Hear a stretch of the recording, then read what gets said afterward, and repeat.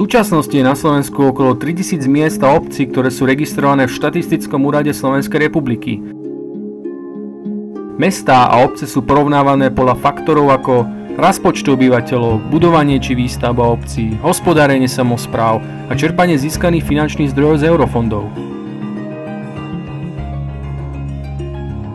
Na internete sa nachádza mnoho informácií, ktoré sa týkajú obcí a samospráv. Štatistický úrad Slovenskej republiky má na svojom webe napríklad voľne dostupné základné informácie o počte obyvateľov a službách. Adresár firiem ponúka možnosť vyhľadať firmy, ktoré majú sídlo v konkrétnom meste či obci. Cieľom projektu našeobce.sk je všetky verejne dostupné informácie spracovať a urobiť komplexný štatistický nástroj pre rôzne cieľové skupiny.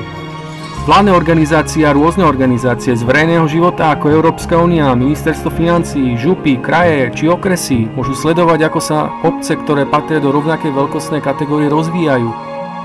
Komerčné organizácie alebo súkromné spoločnosti majú možnosť zistiť, ktoré firmy s rovnakým zameraním v danej lokalite už pôsobia, i možnosť informovať sa o tom, ako sa daná obec rozvíja a následne sa správne rozhodnúť, či sa tam oplatí investovať alebo nie. Stránka je aj pre ľudí, ktorí si hľadajú nové lokality na bývanie, možnosť sledovať rastu obcí, z pohľadu bývania, sledovanie transparentnosti a podobne.